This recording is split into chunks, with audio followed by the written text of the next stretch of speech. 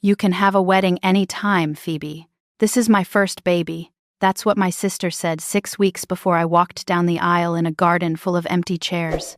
She said it like she was choosing between brunch spots, like my wedding day was something I could reschedule around her convenience. So, she booked her baby shower on the same day, same hour. And one by one, my entire family followed her. My mom, my aunts, my cousins, even my dad, the man who held my hands and promised he'd walk me down the aisle.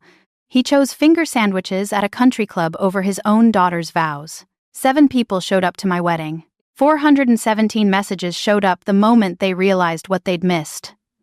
Before I go on, if this story hits close to home, take a moment to like and subscribe, but only if you genuinely connect. Drop a comment with where you're watching from and your local time. My name is Phoebe. I'm your Missikiz. And now, let me take you back to 6 months before my wedding to the Thanksgiving dinner where my father looked my husband in the eye and told him he'd never amount to anything. In the Miller family, there was one rule nobody said out loud. Everything revolved around my sister, Brittany. My father, Robert Miller, spent 31 years as a branch manager at a regional bank in Hartford. Respectable, steady, the kind of man who wore the same 3 ties on rotation and called that discipline. My mother, Susan, stayed home, hosted book clubs, and made sure the house in Glastonbury always looked the part. White colonial, black shutters, hydrangeas along the walkway. From the outside, we looked like a postcard. From the inside, the math told a different story. Brittany married Chad Sterling 5 years ago. The Whitfields own a commercial real estate company in Fairfield County, or at least they did. At the time, Chad was golden. He bought Brittany a Lexus SUV, a Cartier love bracelet, and more importantly, he bought my parents' loyalty. Chad paid the mortgage on the Glastonbury house. He gave my mother a supplementary credit card. He funded the new kitchen renovation, and in return, the entire Miller family treated Brittany like she'd won the Nobel Prize for achievement. Brittany hasn't earned a paycheck in 6 years. She calls herself a socialite and an event planner, though I've never seen evidence of either. But in my family, marrying well is the same as doing well. And then there was me, Phoebe, the younger one, the one who freelanced as an illustrator. Children's books, editorial art, the kind of work that doesn't come with a corner office or a business card. The one who lived in a rented studio in New Haven, with paint-stained countertops and a second-hand couch. I never resented Brittany for marrying rich. I resented that it made everyone forget I existed. I met Ethan Hayes at an art fair in New Haven 3 years ago. He was standing in front of one of his own paintings, a large oil piece of a woman reading on a fire escape in Brooklyn. The light catching her hair just right, and he was frowning at it like it owed him money. I laughed, he turned, and something in his eyes, this quiet, focused intensity, made me stop. Ethan is a contemporary realist painter. He works in oil, mostly portraits and urban landscapes. And he has the kind of talent that people in the art world describe as rare, and my family describes as not a real job. He sold pieces through small galleries and took commissions when they came. Some months were good, some months we ate a lot of pasta, but we were building something honest, and that mattered to me more than any quarterly bonus. My family never saw it that way. Thanksgiving, 8 months before the wedding, I brought Ethan to the Glastonbury house for dinner. Brittany arrived in the Lexus, carrying 2 bottles of Napa Valley Cabernet, $200 a bottle. She made sure to mention, I brought a pie I'd baked from scratch. My mother placed the wine on the dining table with both hands like it was a sacrament. She didn't mention the pie. Over turkey, my father leaned toward Ethan with that particular smile, the one that pretends to be friendly. "So, Ethan," he said, "when are you getting a real job?" Chad chuckled from across the table. Brittany tilted her head and said, "At least Phoebe has someone, right?" Her voice soaked in pity. Ethan said nothing. He just reached under the table and squeezed my hand. What nobody knew, what I barely knew myself, was that Ethan had recently finished a large painting for a new client that our landlord, Arthur, had introduced him to. I didn't ask questions.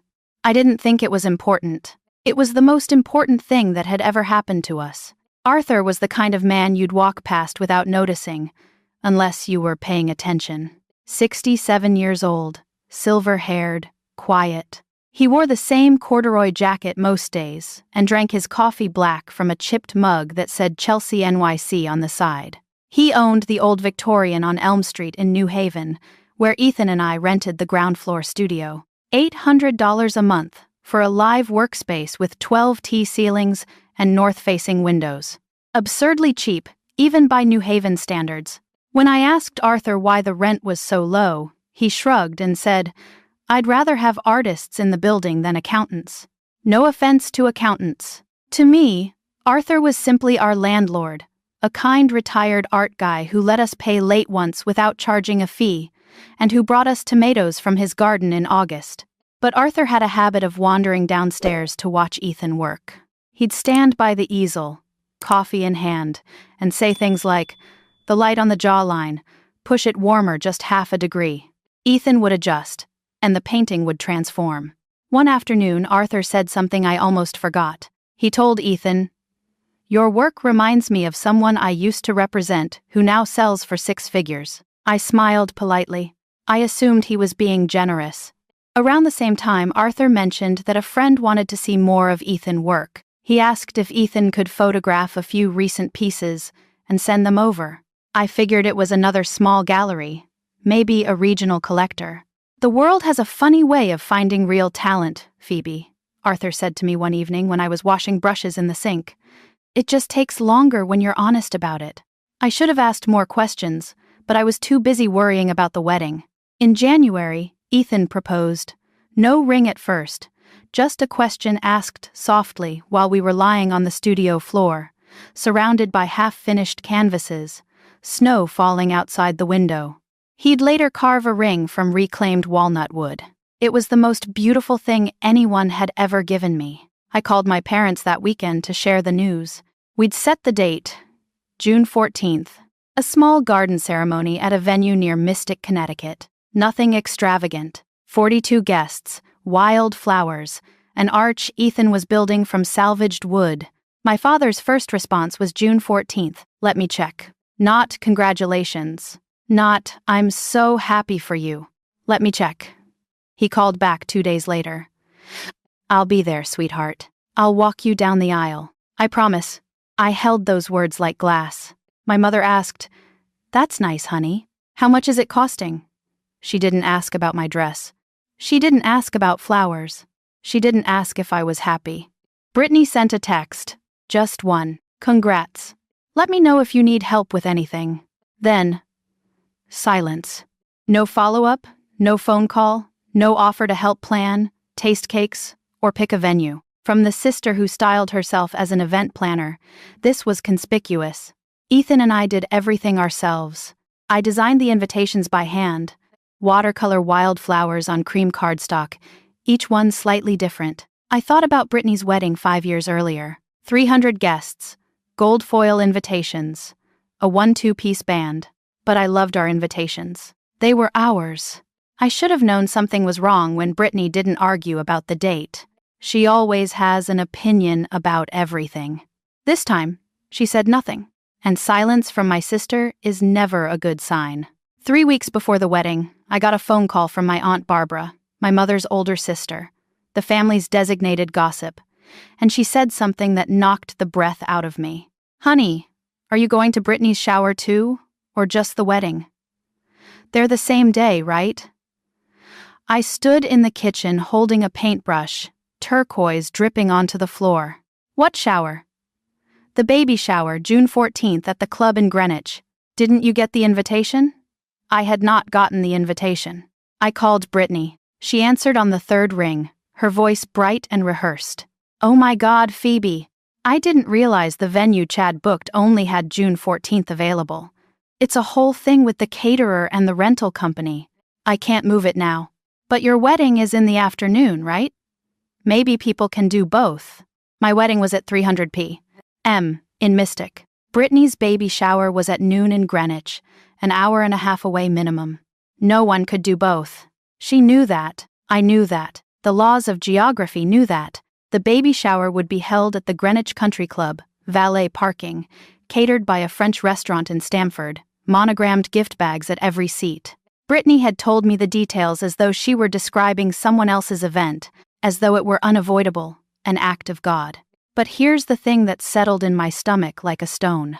When I checked with Aunt Barbara, she confirmed that Brittany had sent the baby shower invitations 2 weeks before I mailed my save the dates. 2 weeks before, she'd known my wedding date for months. She chose it anyway. "Phoebe, I'm so sorry," Brittany said, her voice sweet as arsenic. "But this is my first baby. You understand, right? You can have a wedding anytime." I called my mother first. "Mom, you know my wedding is that day." A pause. The kind of pause that already contains the answer. "I know, honey, but Brittany really needs the family there. It's her first grandchild for your father and me. Can't you maybe postpone a few weeks? I've already paid deposits, Mom. Non-refundable. We've sent invitation." "Well, maybe not everyone needs to be at both. I'm sure some people will come to yours. Some people to my wedding. Like it was an open mic night that might attract a few stragglers." I called my father next. He did what Robert Miller always does when confronted with a problem. He deflected. "Let me talk to your mother. We'll figure it out." He didn't call back for 3 days. I texted him. "Dad, are you still walking me down the aisle?" He read it. I saw the blue checkmark. No reply. I called again and again. On the 3rd attempt, he finally answered. "Of course, sweetheart, I said I would." But the way he said it, the hollowness in his voice, the way the words came out like something he was reading off a cue card, I felt the ground shift beneath me. That week, I counted the RSVPs. Out of 38 family members invited, 22 had already responded with a no.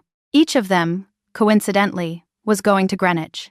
I didn't beg. I want you to know that I asked once. I asked clearly, and I told myself their answer, the real one, the one spoken through silence and logistics, and maybe not everyone needs to be there, would tell me everything I needed to know about where I stood.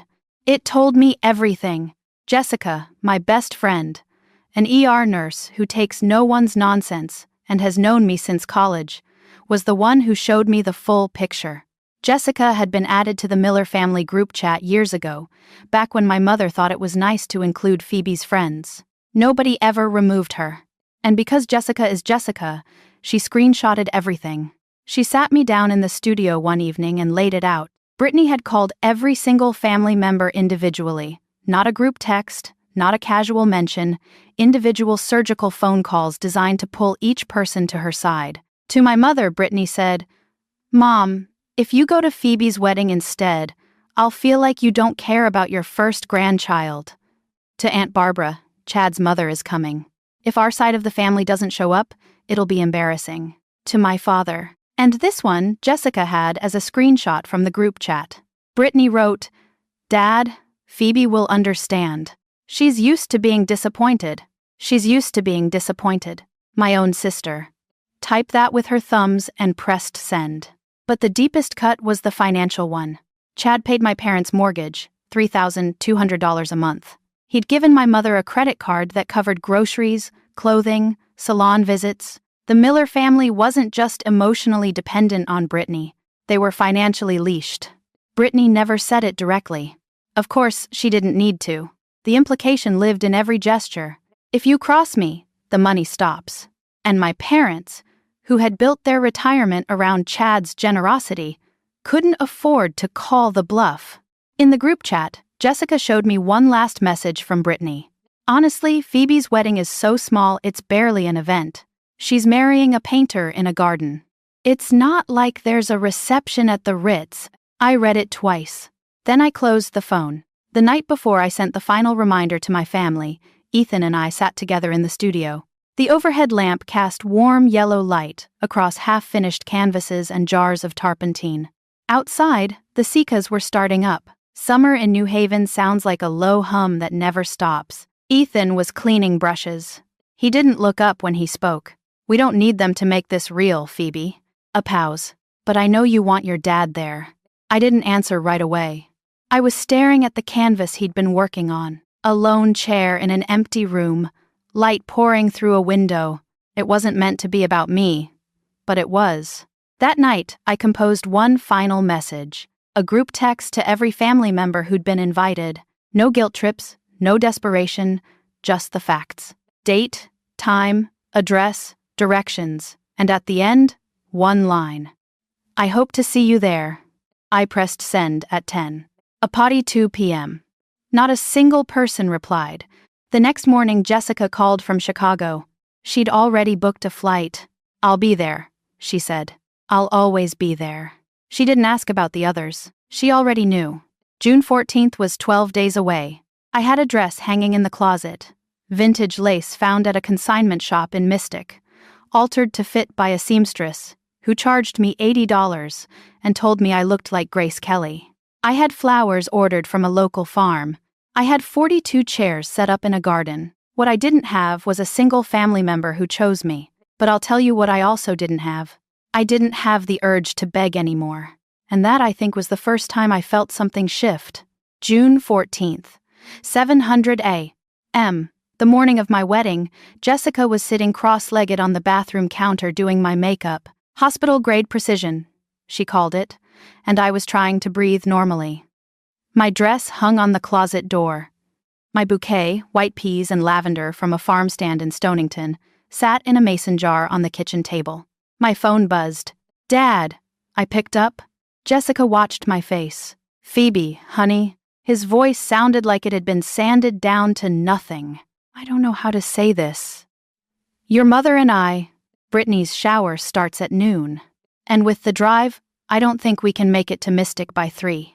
8 seconds. I counted them. 8 seconds of silence were the entire architecture of my childhood. Every Father's Day card, every daddy, look what I drew. Every time I chose to believe he loved me equally, collapsed like a house built on sand. You promised, Dad. I know. And I'm sorry. But this is Brittany's first baby. You'll have other moments. No, my voice didn't shake. I'm proud of that. This is my only wedding day, Dad. There won't be another one. Don't make this harder than it has to be. I hung up. I set the phone face down on the counter. My hands were trembling, but my eyes were dry. Jessica said nothing. She just picked up the mascara wand and kept going. Later that morning, Jessica checked Instagram. She held the phone up for me to see.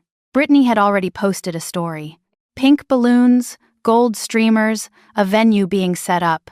The caption read, "So grateful to have the whole family here," posted at 9:00 a.m. 3 hours before the shower even started. I didn't scream. I didn't cry. I just thought, so this is what it feels like when the last thread snaps. The garden venue in Mystic sat behind a small inn overlooking a salt marsh where the water turned silver in the afternoon light. Ethan had spent 2 weekends building the arch. Salvaged oak, sanded smooth, entwined with fresh eucalyptus and white ribbon. It was simple. It was perfect. I arrived at 2:15. The chairs were already set up. 42 of them, white linen, each one with a sprig of lavender tied to the back. From a distance, they looked beautiful, like a painting of a wedding. Up close, 35 of them were empty. 7 people, that's who came. Ethan, Jessica, 2 friends of Ethan from art school, a sculptor named Kevin, and a printmaker named Sarah, Arthur in a suit I'd never seen him wear, and 2 of my college friends who'd driven up from New York. 7 people in 42 chairs. The wind moved through the empty rows and rustled the lavender like it was trying to fill the silence. I stood at the end of the aisle in my thrift store dress. Vintage lace, ivory, tea-length. The seamstress had been right. It fit like it was made for me. But standing there alone, without a hand to hold, without a father at my side, I felt every single empty seat like a bruise. The string quartet, just 2 girls from the local college, violin and cello, began to play. Pachelbel's Canon. The sound floated out over the marsh. Jessica stepped toward me. I can walk you down. I shook my head. No, you're my maid of honor. You belong up there with Ethan. I turned to face the aisle. Ethan was standing at the other end, and even from here, I could see his eyes were red. I was about to take the first step alone. Then I heard footsteps behind me. Heavy, deliberate, steady. I believe I'm overdressed for a garden party. I turned. Arthur stood 3 feet behind me, wearing a navy 3-piece suit, beautifully cut, clearly old, clearly treasured. a pale blue pocket square and silver cuff links that caught the light. I'd later noticed the engraving on them. B.G. Arthur Gallery, but in that moment, all I saw was the steadiness in his eyes. "But if you'd let an old man have the honor," he said, and extended his arm. Something broke open in my chest. Not the sharp kind of breaking, the kind where light gets in. I looked at this man, our landlord, our neighbor, the quiet figure who drank black coffee in our studio and told Ethan to push the light warmer by 1/2 degree, and I understood something I hadn't before. Arthur wasn't just kind. He had been watching. He had been paying attention. He had shown up. "Arthur, you don't have to. I know I don't have to. I want to." His voice was calm, firm. "Your father should be here. But since he isn't, someone who actually values you should." I took his arm. We walked.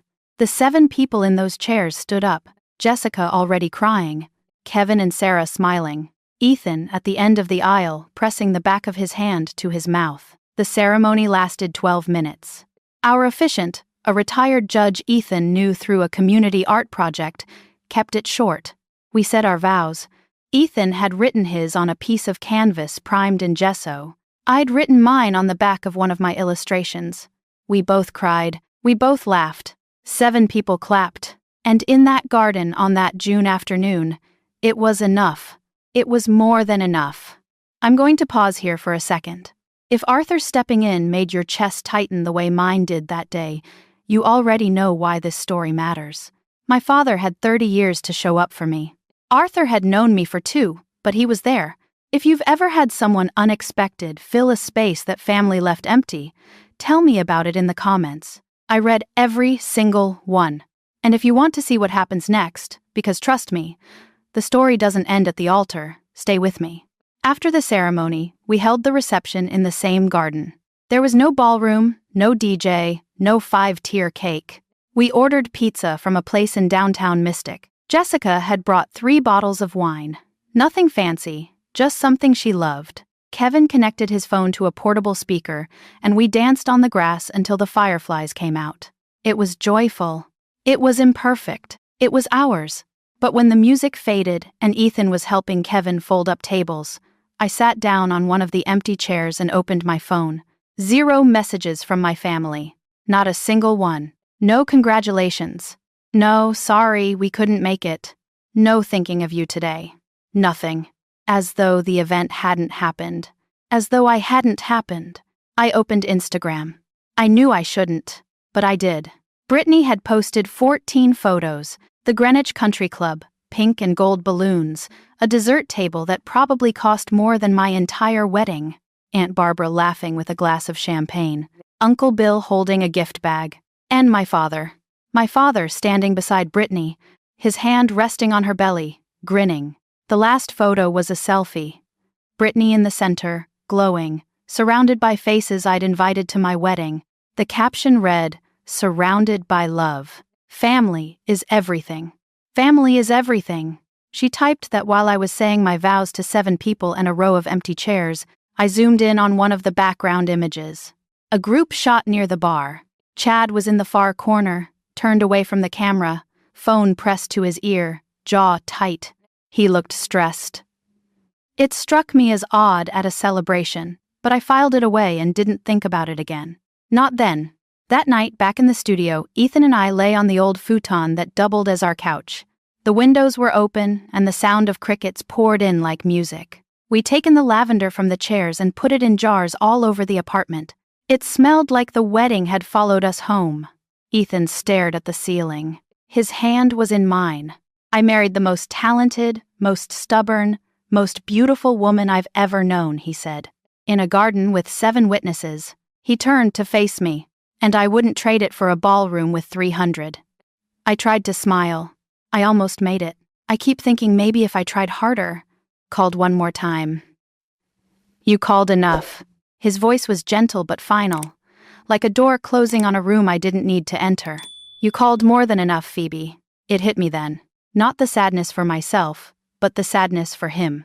Ethan had stood at the end of that aisle, watching his bride walk toward him with a 6-7-year-old landlord, because her own father couldn't be bothered. He deserved a family cheering for us.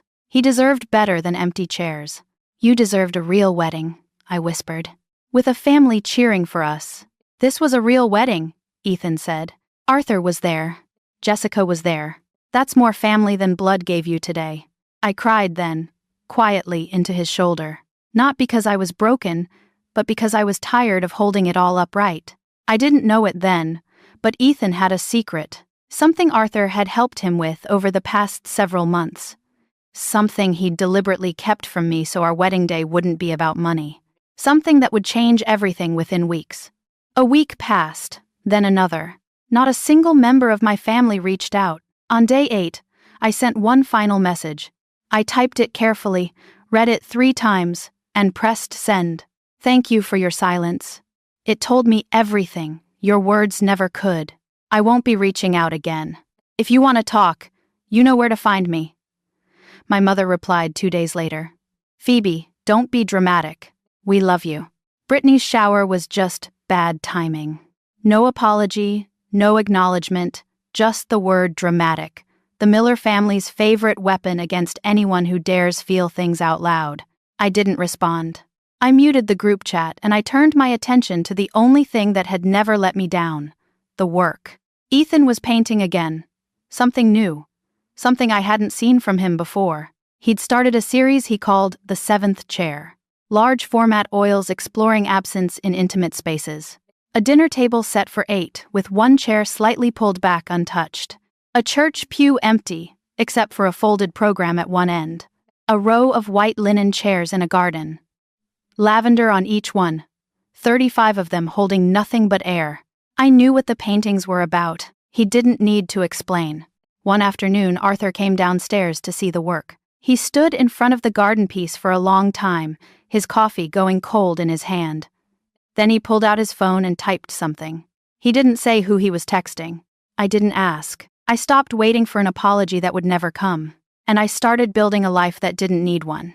But the truth was, without my knowing, something enormous was already being built, and it had Arthur's fingerprints all over it. 2 weeks after the wedding, Arthur invited Ethan and me upstairs for coffee. Not the usual, stop by if you want, an actual invitation.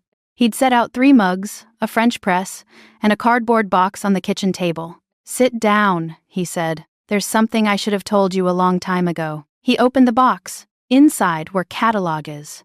Exhibition catalogues from Arthur Gallery, Chelsea, New York City. There were articles clipped from Art News and Art Forum. Photographs of Arthur standing beside artists at openings, people I recognized from museum walls. I ran Arthur Gallery for 22 years, Arthur said, setting a catalog in front of me. The cover showed a painting I'd seen reproduced in textbooks. I represented 43 artists during that time. 7 of them are now in the Whitney Permanent Collection. I stared at him. The quiet man in the corduroy jacket. The landlord who charged us $800 a month and told us to push the light warmer. You never told us, I said. You never needed to know. Arthur folded his hands. I wanted to be sure about Ethan first. I've spent my whole career learning the difference between competent and extraordinary. Ethan is extraordinary. Then he told us the rest. 6 months earlier, before the engagement, before the wedding, before any of it, Arthur had sent photographs of Ethan's work to Charles Davenport. Charles Davenport, the private collector whose holdings included works by Richter and Hochschnee, whose name appeared in every major auction catalog in the Western world. Charles had purchased one piece immediately, $85,000. I looked at Ethan. He nodded slowly and I saw it. The thing he'd been carrying. I was going to tell you after the wedding, he said. I didn't want it to overshadow our day. Over the next several days, the full scope of what Arthur had set in motion became clear. Charles Ashland's attorney contacted Ethan with a formal proposal, an art commission agreement for 12 original paintings to be completed over the following 18 months for Charles's private collection. Total contract value, $450,000, payable in installments tied to delivery milestones. Every term was laid out. Payment schedule, intellectual property provisions, insurance during transit. It was the kind of contract that artists spend entire careers dreaming about and never see.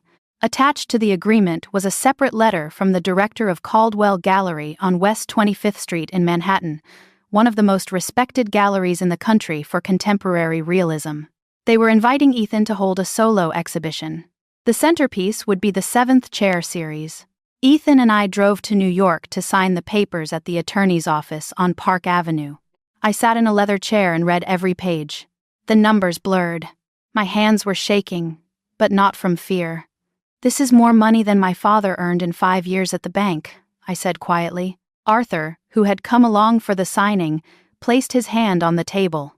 "And it's just the beginning. Charles doesn't invest in artists lightly. He's building a relationship, not buying a product. This will open every door Ethan walks toward." Ethan signed. The attorney notarized. The Caldwell Gallery director confirmed the exhibition timeline via email that same afternoon. It was real. All of it. Documented, legitimate, binding. We hadn't told anyone. Not a soul. My family still thought Ethan was a man who painted for fun and couldn't pay rent without my freelance income. They had no idea what was about to change. A week later, Charles Ashlin called Ethan directly. I was in the studio when Ethan put it on speaker. Not intentionally, but because his hands were covered in cadmium yellow, Charles's voice was warm, unhurried.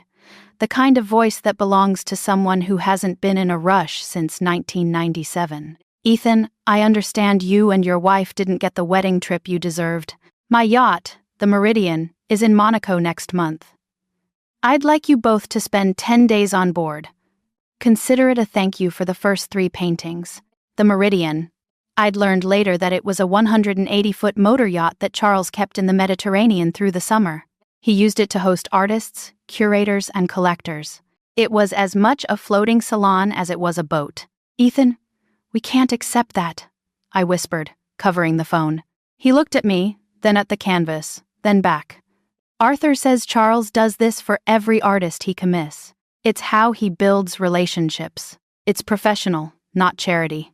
I hesitated, but then I thought of the 42 chairs, the empty garden, the father who chose a baby shower over my wedding, and I thought, I have spent my entire life making myself smaller so other people don't feel uncomfortable. "Not anymore." I said yes. Jessica found out a few days later, and her reaction was exactly what you'd expect. "Girl, you are going on a billionaire's yacht for your honeymoon and your family thinks Ethan is broke." She laughed so hard she choked on her coffee. "They don't know," I said. "And I'm not going to tell them. I wasn't hiding anything. I just stopped performing for an audience that never clapped."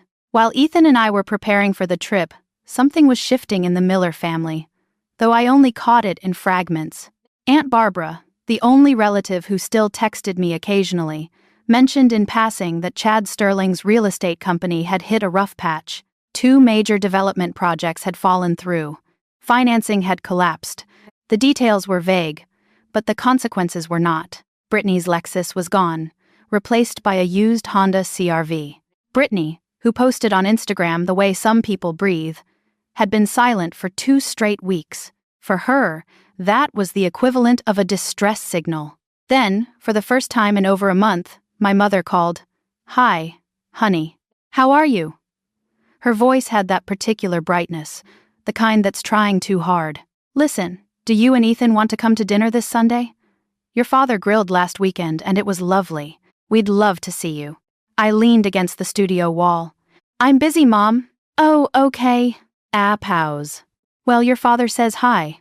I hung up and stood there for a minute, phone warm in my hand, feeling the familiar weight of it.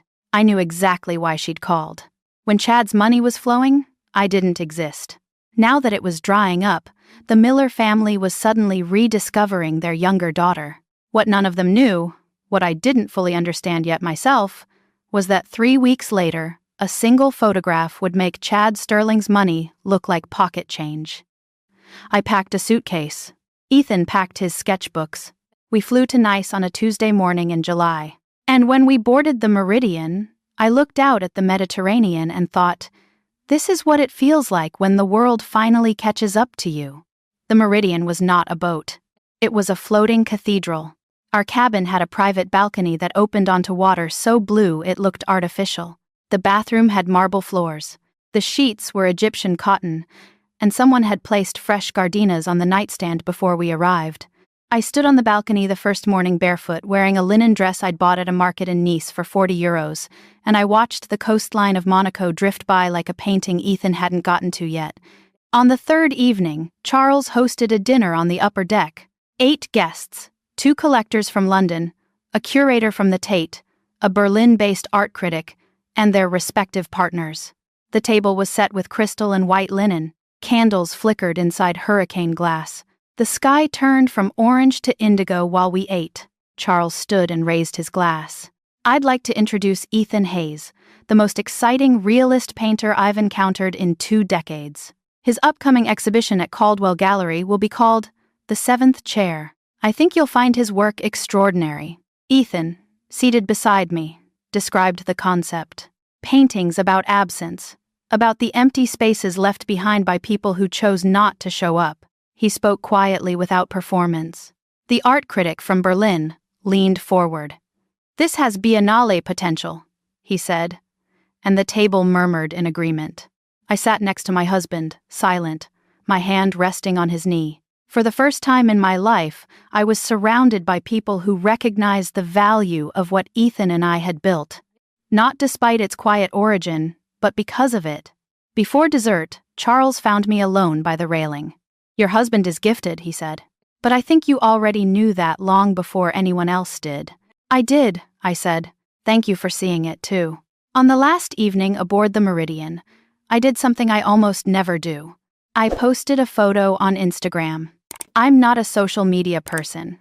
My account had maybe 200 followers, friends, a few illustration clients, some college acquaintances. I hadn't posted in months. But that evening, as the sun dropped below the Mediterranean and the light turned the water to gold, Ethan wrapped his arms around me from behind. And Jessica, who'd been texting me relentlessly for photos, wasn't the only reason I pulled out my phone. I wanted a record, not for anyone else. For me. The photo. Me standing at the bow of the Meridian, wearing a white silk dress I'd found in a boutique in Nice. Ethan behind me, his chin resting on my shoulder. The Monaco coastline in the soft distance. On the table beside us, a glass of champagne and half visible, the Caldwell Gallery exhibition catalog with Ethan's name on the cover. I wrote the caption in under 10 seconds. "Honeymoon with my husband. Grateful for the people who showed up." No tag, no explanation, no drama. Just a sentence and a photograph. I posted it at 9:00 p.m. European time, Trey, 00 a.m. on the East Coast. Then I put my phone in the nightstand drawer, kissed Ethan goodnight, and went to sleep listening to the water move against the hull. When I woke the next morning, I reached for my phone out of habit. The screen was a wall of notifications. I had to scroll for nearly a full minute to see the bottom. 417 missed calls and text messages. The same family that couldn't send one text on my wedding day suddenly had a lot to say about where I'd spent my honeymoon. 417. That's not a typo. I'll let that number sink in for a second. The same family that couldn't send one text on my wedding day suddenly had a lot to say when they saw where I was. If you're still watching, first of all, thank you. And second, what would you have done? Would you have answered those calls, or would you have let them ring? Tell me in the comments. Now, let me tell you what those messages actually said. I sat on the edge of the bed and scrolled through the messages the way you'd read an autopsy report, clinically, slowly, letting each one land. My father, 23 missed calls. Aunt's text messages. The first, Phoebe, whose yacht is that? Then call me back. Then, I didn't know Ethan was doing this well. Why didn't you tell us? And finally at 2:00 m. His time? Honey, please call your dad. My mother. 18 calls. 9 texts. Oh my God, Phoebe. Followed by, is that Monaco? Followed by, are you okay? Whose boat is that? And inevitably, I'm so happy for you, sweetheart. We need to celebrate when you're back. Celebrate. She wanted to celebrate. The woman who couldn't be bothered to text congratulations on my wedding day now wanted to throw a party because she saw a yacht. Brittany. 7 calls restrained by her standards. 3 messages, each more revealing than the last. Wait, what? Then is Ethan art actually selling? And finally, Phoebe, we should talk. Call me the rest. Aunts, uncles, cousins, second cousins, people I hadn't heard from in years, poured in like a flood. Oh my God, congratulations. So proud of you. We always knew Ethan was talented. The same people who'd RSVP'd no to my wedding were now lining up to claim they'd believed in us all along. And then at the very bottom, a message I hadn't expected. Chad Sterling. He'd never texted me directly before in his life. Phoebe, is your husband represented by a gallery? I'd love to connect. Chad Sterling, the man whose money had bought my family's loyalty, was now trying to network through the sister-in-law he'd barely acknowledged for 5 years. I read every message. I did not respond to a single one. Ethan found me on the balcony an hour later, phone face down on the table. He didn't ask what the messages said. He could read it on my face. I'm not going to ignore them forever, I said, but I'm not going to pretend this is okay either. That afternoon, I unlocked the family group chat for the first time since I'd muted it. I typed one message, I revised it twice, then I sent it. Thank you for your messages. Ethan and I are doing well. For those who are curious, Ethan signed a major art commission 6 weeks ago. The yacht belongs to his patron, Charles Davenport. Our honeymoon was a gift. I want to be honest. I won't pretend that your absence on June 14th didn't hurt. It did deeply. My father promised to walk me down the aisle and chose not to. My mother chose a baby shower over her daughter's wedding. My sister scheduled her event on my wedding day deliberately. I'm not angry, but I need space. When I'm ready to talk, I'll reach out. Please respect that. I pressed send. Then I put the phone in the drawer again. For 4 hours, nobody replied. I imagine they were reading it in clusters, gathered around someone's kitchen counter, passing the phone, rereading it, looking at each other in the particular silence of people who've been caught. My father called at 8:00 p.m. I didn't answer. An hour later, Brittany posted an Instagram story. A photo of a beautifully set dinner table, warm lighting, wine glasses. The caption, "Family dinner tonight. Missing one. Missing one." As though I had simply failed to attend. As though I were the one who'd left. Some people never stop rewriting the story, even when the whole room already knows the truth. 3 weeks after we returned from Monaco, Caldwell Gallery issued the press release. Ethan Hayes, the 7th Chair Solo Exhibition. It went out to every major art publication in the country. Art News ran a preview. ArtNet picked it up the same day. And then the one that mattered most. A feature in the New York Times Arts section with a photograph of Ethan standing beside the centerpiece of the show. The painting, a garden rendered in luminous afternoon light, an arch of salvaged wood threaded with eucalyptus, 42 white chairs with lavender on each, stretching in neat rows across a green lawn. 7 of them held figures, warm, alive, painted with the tenderness Ethan reserves for people he loves. The other 35 were empty. Sunlight fell across the vacant seats like a question nobody wanted to answer. The title, June 14th. Price $120,000. Already sold. Charles had claimed it before the exhibition opened. The article noted that Ethan's work explores familial absence and emotional displacement with a specificity that feels both deeply personal and universally devastating. It mentioned Charles Ashland's private collection. It mentioned Arthur Gallery's legacy. It used the word extraordinary. On opening night, 200 people filled the gallery. Collectors, curators, critics. Phoebe stood beside Ethan in a simple black dress, watching strangers cry in front of paintings that were born from the worst day of her life. A reporter from the Times approached Ethan. The title, June 14th. Is it autobiographical? Ethan didn't hesitate. Yes, it was my wedding day. 7 guests, 42 chairs. The room went quiet. Then the questions began. By morning, the story was everywhere. I hadn't planned it. Ethan hadn't planned it. But the truth, once it finds a stage, doesn't need permission. My father saw the article first. Someone forwarded it. I never found out who, but I can imagine him sitting at the kitchen table in Glastonbury, reading glasses on, the New York Times open on his iPad, and seeing those 42 chairs rendered in oil paint, with the precision of a man who remembers every detail of the day his father-in-law didn't show up. My mother called. Her voice cracked in a way I hadn't heard before. Phoebe, your father saw the painting. He hasn't spoken in hours. He just sits there. Mom, I didn't paint it, I said. Ethan did. He painted what happened. She didn't have a response for that. Brittany's reaction was different. She wasn't sad. She was furious. Not at herself, but at the exposure. Within days, her friends began asking questions. Wait, your sister's husband?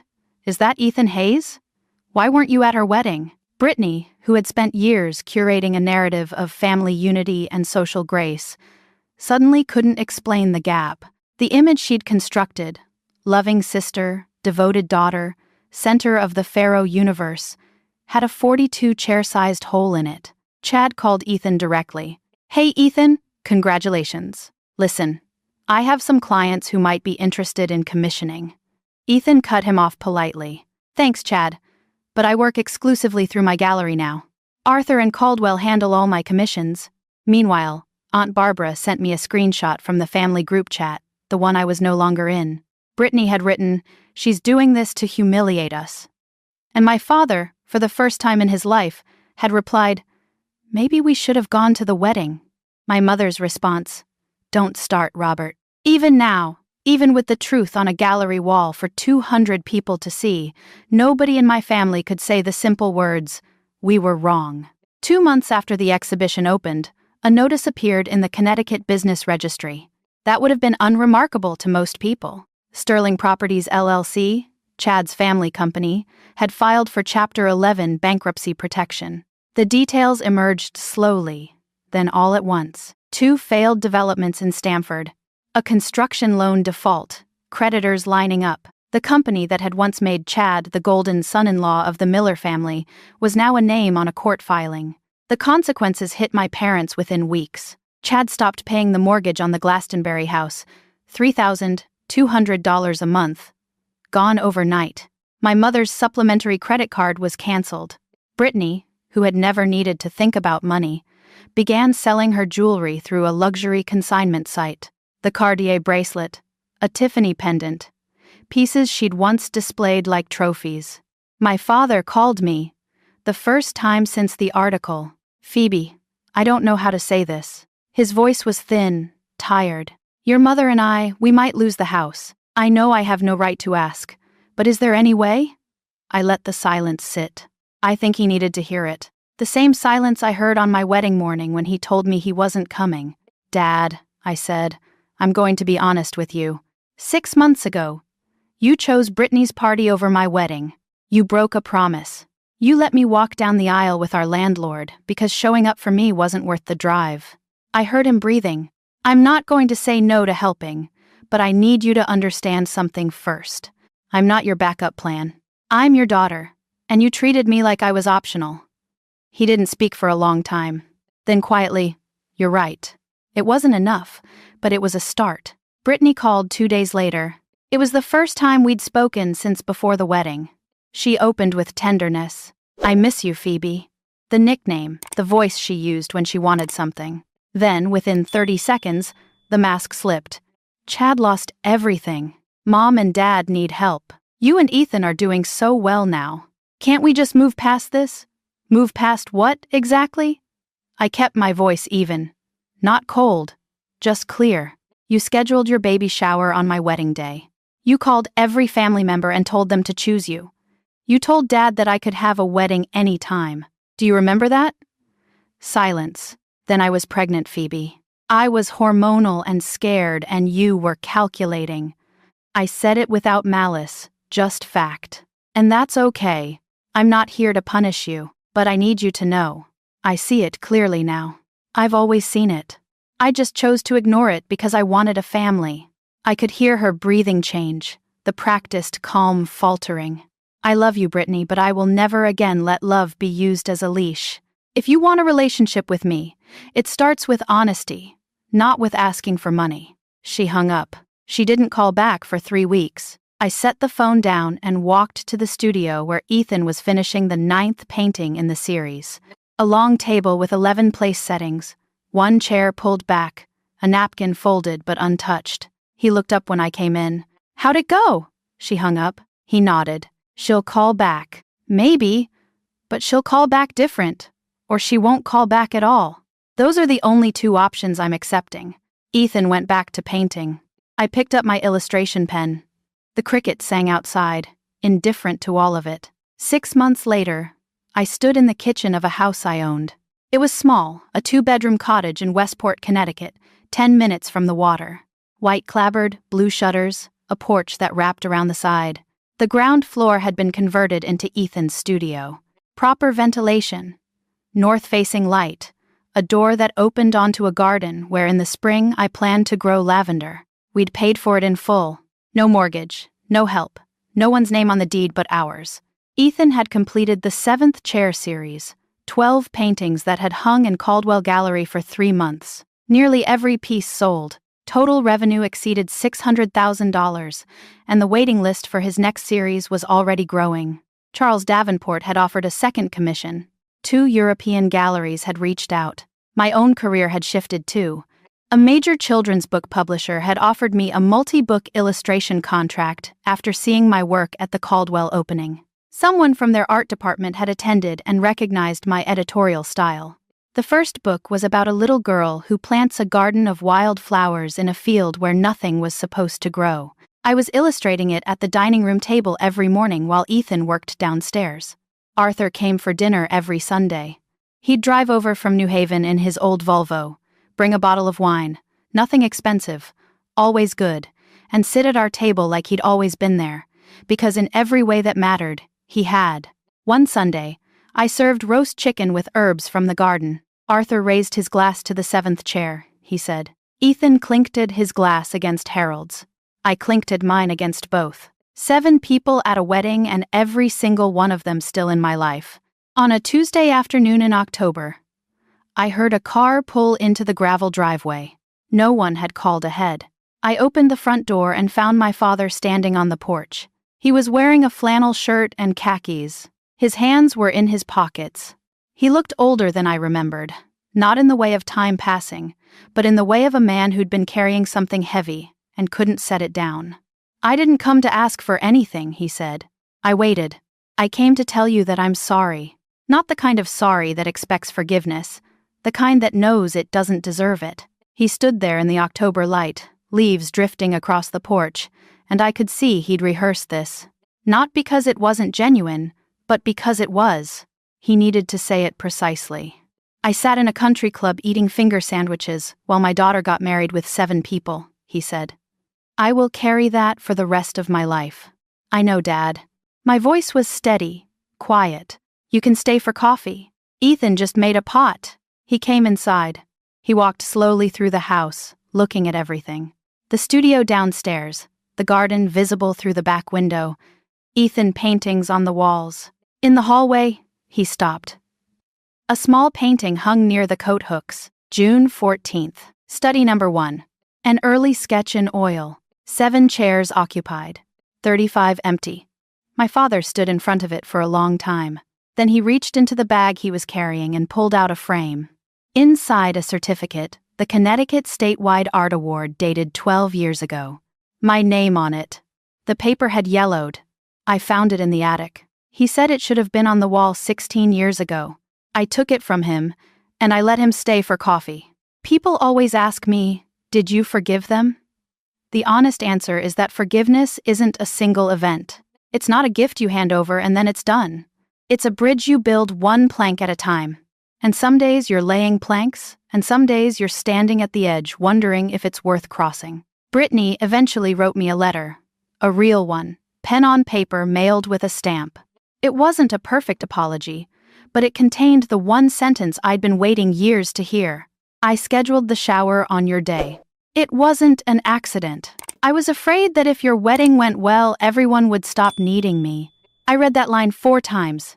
Then I folded the letter and put it in my desk drawer. Not in the trash, not on the wall. In the drawer where I could find it when I was ready. My mother calls once a week now. She asks about my work, about Ethan's paintings, about the garden. She doesn't ask for money. It's a small thing, but it's a true one. Chad and Brittany live in a rented apartment in Stamford. Chad took a position at another firm starting over. Brittany got a job. her first in 6 years, as an events coordinator for a nonprofit. I heard she's good at it. I hope she is. And me? I'm standing on the back porch of a house I paid for myself, watching the evening light settle over the garden. Ethan is in the studio. I can hear the soft scrape of his palette knife through the open window. Arthur is on his way for Sunday dinner. The lavender I planted in the spring has started to bloom. 42 chairs, 7 people, 417 messages. In the end, the numbers don't matter. What matters is that I stopped counting the people who left and started counting the ones who stayed. Self-respect is the quietest form of revenge. You don't have to burn anything down. You just have to stop setting yourself on fire to keep other people warm. If this story stayed with you, if you've ever been the one sitting in the empty chairs while someone else got the full room, I see you. You're not invisible. You never were. Now, I have a question. Would you have answered those 417 calls? Or would you have kept the phone in the drawer? Drop your answer in the comments. I promise I'll be reading. If you want to hear another story like this one, there's one waiting for you in the description below. And if you haven't yet, hit subscribe. Not for me, for the next story that might find you exactly when you need it.